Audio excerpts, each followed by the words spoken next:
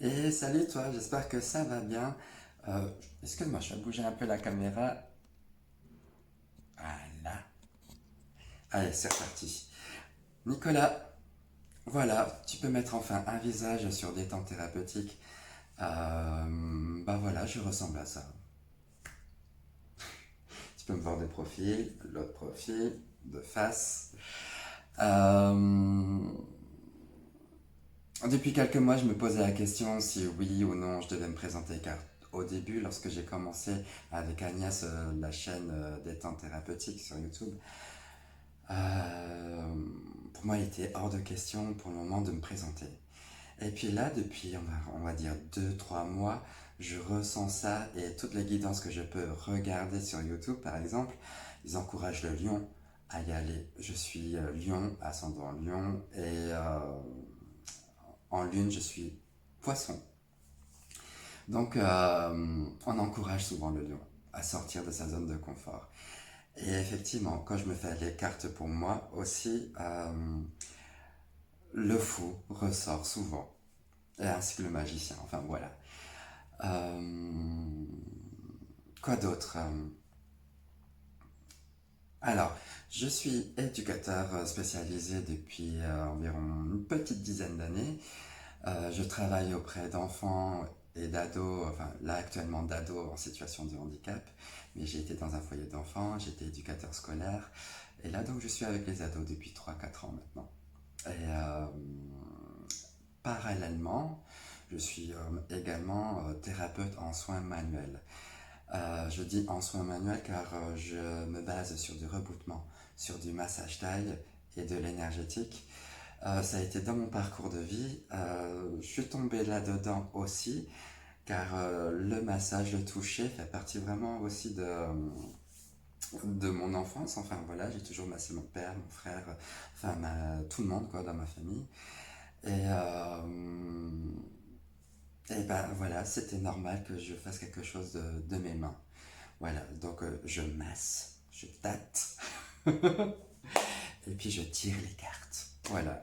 Et j'ai aussi commencé à tirer les cartes vers les 16 ans, 15, 17 ans, lorsque j'ai acheté mon premier jeu de tarot qui était le tarot de Thoth. Alors c'était un peu compliqué pour moi car je ne vibrais pas pareil. Pour moi, une rencontre, que ce soit humaine ou avec un jeu de cartes notamment, c'est qu'on doit vibrer de la même façon. Et si à l'époque je suis tombé là-dessus, c'est que il avait quelque chose à m'enseigner, il avait quelque chose que je devais tirer de ça.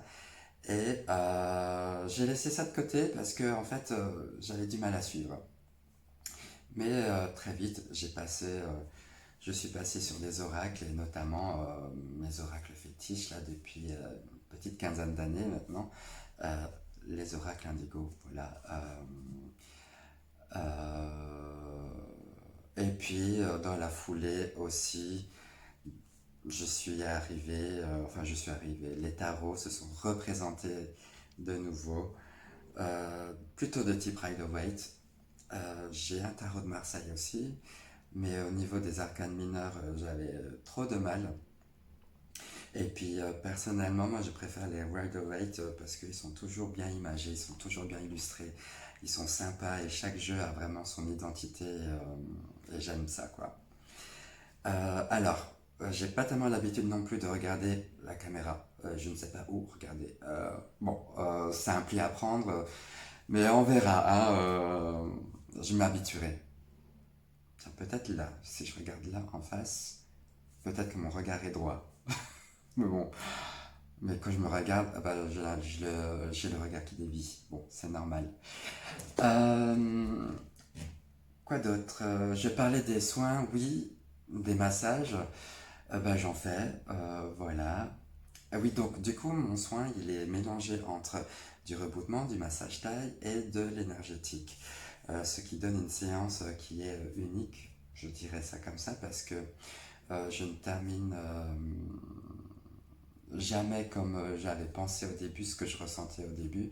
Lorsque le patient vient me voir, on fait un petit check-up de tout, et puis après, paf, on y va. Et puis, pourquoi quoi des temps thérapeutiques? Bah, des temps thérapeutiques et euh, quand je soigne, enfin quand je fais des soins, hein, je j'aime bien accueillir tranquillement la personne. On est en mode tranquille, en mode chill.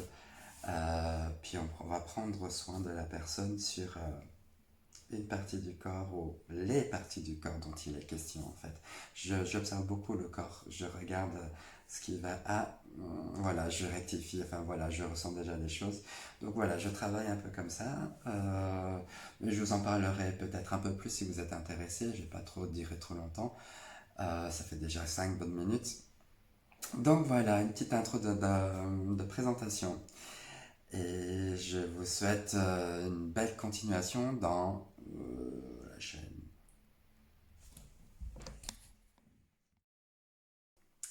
Et bonjour ami poisson, j'espère que tu vas bien. Bienvenue pour ta guidance du mois de septembre. Je vais la faire avec les Modern Witch. On va en même temps regarder, on va faire un petit point sur la pleine lune et la nouvelle lune, donc vers le 2 septembre et le 17 septembre avec les oracles indigo. Et enfin, je vais terminer avec les cartes du langage émotionnel du corps. Car oui, le corps nous parle. Allez, c'est parti avec les Modern Witch. Pour toi, ami poisson.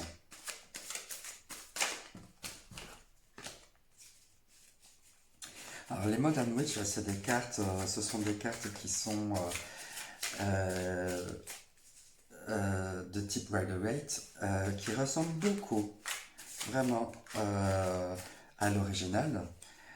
Euh, mais avec des pointes de modernité. C'est-à-dire qu'on va retrouver genre un ordinateur portable, une moto, voilà. Donc je trouve ça très intéressant car c'est dans l'air du temps. Et donc on peut vraiment calquer ça un petit peu dans notre vie beaucoup plus facilement, mieux se représenter les choses. Voilà.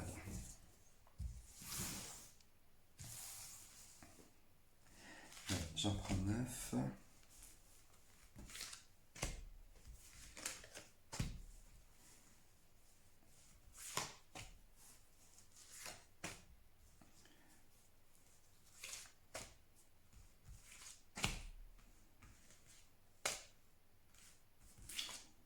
Et voilà.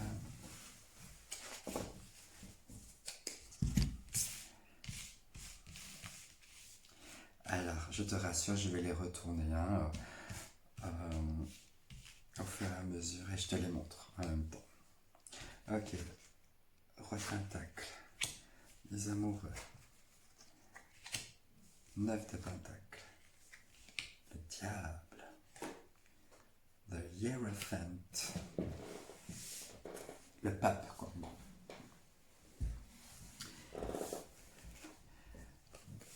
6 d'épée, le valet d'épée, le 5 de bâton et le monde. Oh, on a une, deux, trois, quatre majeurs, hein. Ce qui est quand même pas mal pour un tirage de 9 cartes. Hein. Donc, des énergies assez englobantes comme ça, un peu générales, euh, qu'on ne contrôle pas, on va dire. Des courants de vie, je dirais. Des énergies qui nous traversent. Et la première énergie qui va nous traverser, c'est plutôt les amoureux. Alors, les amoureux de quoi? Moi, je dirais, j'aime bien dire que les amoureux, certes, on peut croire que c'est l'amour, le côté rencontre, etc., pour ceux qui sont célibataires. Alors, oui, d'un côté, mais d'un autre, c'est plutôt être amoureux de la vie et faire le choix, un choix de cœur. Car euh, on choisit de se tourner vers cet ange-là au-dessus. On choisit, bah, on peut très bien choisir bah, de ne pas regarder. Il n'y a pas de bon ou mauvais choix, il y a toujours un choix à faire. Et le choix à faire, là, pour vous, pour toi, poisson, pour ce mois, ça serait de faire un choix matériel. Euh, un choix au niveau de ta carrière. Il y aura cette prise de connaissance, cette reconnaissance en fait de qui tu es. Le roi de Pentacle, c'est quelqu'un qui a déjà pas mal d'assises, qui sait, qui a construit sa vie, qui s'est battu pour arriver où il en est. Et on peut vraiment reconnaître ça en toi. Et également, là, on a le 9 de Pentacle. Tu vois, là, c'est comme une fermière, voilà, qui a accueilli ses carottes, voilà, elle a une botte de carottes dans les mains et elle fait pousser un peu de l'argent, voilà, et elle va bientôt récolter tout ça. Et bien, le 9 de Pentacle, c'est ça l'idée, c'est que tu vas récolter ce que tu as semé. Là, les fruits ils sont gorgés de soleil, là, si on parle en termes de botanique. Mais dans le sens, on va dire un peu plus matériel, c'est que ce que tu as semé, ce que tu as déposé, ça prend forme et là, ça va être récompensé. Tu vas être récompensé de tout le travail que tu as pu euh, mettre en place, que tu as traversé. Voilà, une récompense. Et ça fait du bien, les récompenses. Et en, et en même temps, voilà, cette récompense-là, ben, c'est mérité.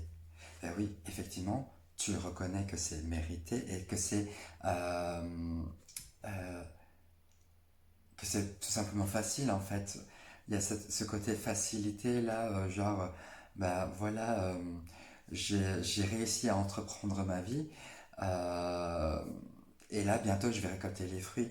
Et là, le risque c'est de passer sur un mode je me repose un peu sur mes lauriers avec le diable. Donc être tenté à avoir les bras croisés, à ne pas continuer, à ne pas poursuivre le projet que tu t'es donné à toi. Euh, donc, en même temps, euh, là, ça te dit, ne te repose pas sur tes lauriers. Euh, là, avec le diable, on fait le choix de choisir la facilité lorsqu'on est dans le cadre du travail, mais on ne va pas aller plus loin. Et d'un point de vue général, le diable, lorsqu'il sort, c'est ce côté entêtant, ce côté obstiné qu'on peut avoir sur des situations. C'est-à-dire en même temps, fais attention, regarde un peu autour de toi les situations néfastes pour ton évolution. Euh, voilà, c'est une carte de méfiance pour moi, une carte de mise en garde, euh, car tu peux être détourné facilement. Voilà, ça dit ça. Le diable, ce qu'il faut savoir, c'est un ange déchu, hein. Euh, donc il est autant puissant euh, euh, que le hiérophante, par exemple, qui est juste à côté. C'est bien, on a le mal, entre guillemets, puis on a le bien. Donc on a le côté tentation, et là on a toute la sagesse. Donc là, ce qui est central pour toi, c'est la sagesse. Voilà. Euh, tu es, euh, tu as appris, tu comprends ce qu'est la vie. Euh, as dû traverser des épreuves assez difficiles. Une période un peu sombre, là, un peu down. Euh, mais ce qui est bien, c'est que maintenant, tu peux en parler avec beaucoup plus de recul et comprendre toutes les ficelles de ton mécanisme mental, de ton fonctionnement émotionnel aussi, euh, et de pouvoir ne pas recommencer les mêmes choses, les mêmes erreurs, mais plutôt montrer le chemin à l'autre, comment, par exemple, là j'ai cette idée de notion de couple, euh, où il y a peut-être une différence d'âge dans un couple. Euh, on pourrait croire que c'est le plus âgé qui a le plus d'expérience et qui peut enseigner ce qu'est l'amour. Euh, mais c'est une idée reçue, ça. Ça peut être aussi la personne qui est beaucoup plus jeune, qui a vachement appris, qui a vécu pas mal de choses, et qui peut enseigner aussi des choses à quelqu'un qui est plus âgé que soi. Donc, l'idée avec le hiérophante, c'est que chacun a son propre vécu, chacun a fait sa propre expérience et peut en tirer des leçons, peut en tirer une analyse, peut en tirer des observations, un constat, euh, où l'autre, son interlocuteur, peut apprendre de ça. Chacun vit sa vie, chacun vit d'une manière. euh, on ne vit pas forcément la même situation. On peut être dans la même situation, mais on ne vit pas forcément la même chose. Et c'est ça qui est sympa à savoir, c'est que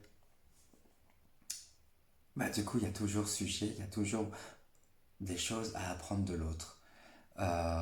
Et il y a toujours des choses à apprendre de toi, ami poisson. Tu es émotionnellement, tu es quelqu'un donc tu es un élément haut. Les émotions, c'est ton dada, si je peux dire ça comme ça. Tu les vis, tu les reconnais, tu les sens, et tu es plutôt dans un état d'esprit où tu pourrais même te torturer la tête là avec le diable émotionnellement, euh, à aller en burn-out là comme ça, en dépression, à tomber vraiment au plus bas, parce que à un moment t'as pu baisser les bras. Et là avec le hiérophante, ben tu renais. Je passe au plus bas à maintenant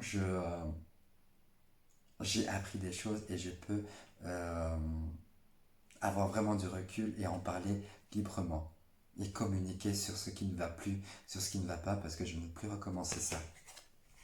Et effectivement, tout de suite après, on a le 6 d'épée, où là, on quitte des eaux troubles, en prenant vraiment conscience, en reconnaissant vraiment tout ce qu'on a construit, toutes nos propres valeurs, là, avec les épées. Pour moi, c'est les valeurs, là, la morale, l'éthique qu'on a. euh, on garde ça, c'est l'essentiel, et on va maintenant sur des eaux beaucoup plus calmes.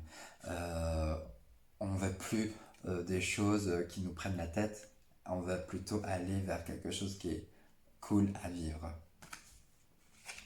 Et bien sûr, hein, euh, tu, euh, tu vas partir, tu vas voyager, tu vas sortir de tout ça, être détaché, et tu vas t'incarner en tant que valet d'épée. Le valet d'épée, c'est celui qui a plein d'idées en tête. Ça serait Hermione dans Harry Potter. Tu sais, la petite intello, etc., qui sait tout sur tout, etc., et qui lève le doigt tout le temps et qui dit ah, moi je sais, voilà. Enfin voilà, qui a toujours la réponse. Ça peut être un petit peu. Ça peut taper sur le système un peu, mais c'est très gentil, c'est très mignon. Euh, avec le valet d'épée, on est dans une énergie de nouveau départ, avec des nouvelles idées, envie de commencer quelque chose de nouveau, de nouveaux projets. On a toute l'ambition, on a tout l'engouement pour y aller, et les idées sont là, sont bonnes. Alors on y va, on fonce. Et voilà. Euh, le valet, donc comme je disais, une énergie jeune. C'est une énergie qui, du coup, euh, on peut se planter quelquefois, mais c'est pas grave, on va toujours se relever et on va se battre pour ça. Là, tout de suite après, on a le 5 d'épée, le 5 de bâton, qui dit je défends mon opinion, je défends ma valeur, je défends qui je suis, je vais me battre, je vais y aller, quoi. Je n'ai pas peur de me prendre des coups, je vais aussi en donner. C'est ça. Je vais me battre, hein. Et même physiquement, quoi. Je vais me bouger, je vais vraiment passer à l'action. Pour tout simplement quoi, terminer comment le mois en beauté, en étant le monde, en ayant tout accompli, en comprenant vraiment l'essence même de la vie. C'est le bonheur, c'est l'accomplissement, c'est le stade ultime euh, de la vie. On a compris maintenant l'essentiel, et on garde l'essentiel. Euh, et tout est harmonieux maintenant. Donc les zones, les parties, les situations difficiles, contraignantes, etc., deviennent futiles comme ça. Voilà, on a tout compris et on est prêt à recommencer tout un nouveau cycle, à tout un nouveau départ. Et je, car pour moi, la vie, c'est un, c'est une énergie qui est toujours en mouvement. Voilà, c'est jamais figé. Donc c'est important de pouvoir profiter du moment présent. Là, maintenant, c'est comme ça, mais dans 5 minutes, ça sera autrement. Voilà. Allez, maintenant, on continue avec les oracles indigo pour voir l'influence de la lune sur toi. Pardon.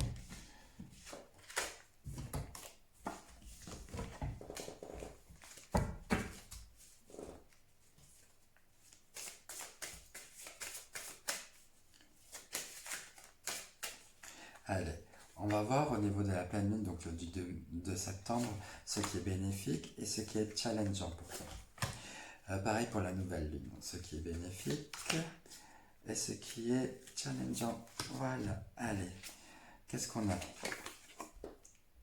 Beaucoup de sagesse pour toi là ces prochains jours. Hein, beaucoup de compréhension de vie, des clés de compréhension, de sagesse, de sérénité et d'apaisement, de paix intérieure.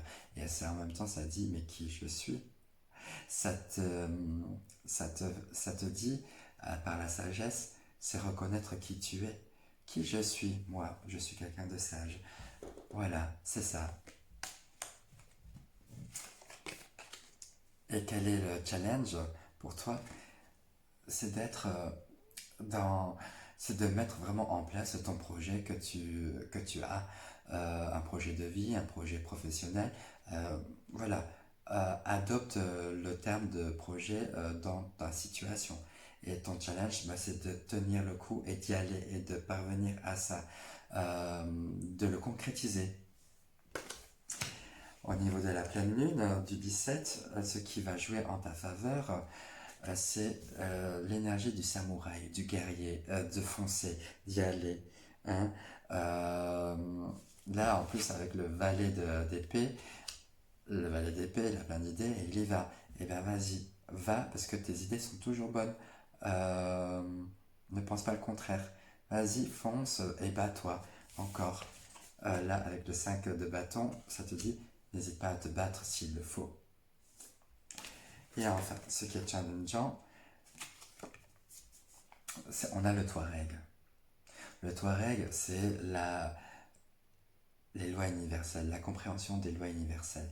Donc, ça serait avoir euh, une compréhension spirituelle, une compréhension qui va au-delà du concret, au-delà du matériel. Euh, Il y a comme une élévation, il y a comme un passage au niveau supérieur, au niveau de la conscience avec le Touareg. Et donc ton challenge, eh ben, c'est de t'élever, forcément, de comprendre encore plus de choses. Bien, super. Allez, on va terminer maintenant avec les cartes du langage émotionnel du corps. Euh, je vais Et stop. Voilà, on a quoi? L4, la frustration. Bien. Alors, on a réaction comportementale, difficulté relationnelle et son environnement avec le sexe opposé aussi. Réaction dans le corps, la cruralgie. La frustration, où est-ce qu'elle se manifeste? Elle se manifeste juste au-dessus, au niveau du bassin, donc L4, ben oui, au niveau des lombaires. Et je vais te lire ce qu'il dit. La frustration est en relation avec l'image que l'on a de soi, mais en fonction de ce que l'on croit que l'autre pense de vous. C'est le regard de l'autre que l'on pense négatif qui va construire l'image qu'on a de soi. Le regard de l'autre, là, les pensées négatives avec le diable, voilà, être tenté par le regard de l'autre qui tu crois que on pense du mal de toi. Voilà, c'est ça, le diable. Parfait. Frustration en fait. Euh, La période la plus propice est l'adolescence, moment important de la vie où l'individu euh, s'ouvre vers l'extérieur, vers l'autre. Son image sera importante. La confiance et la sécurité dépendront de ce feedback.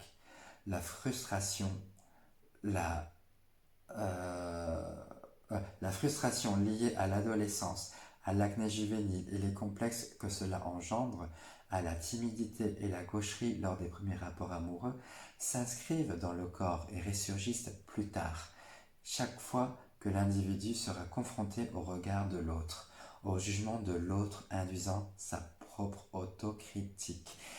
Oui, vous vous faites violence avec vous-même, hein, en gros c'est ça.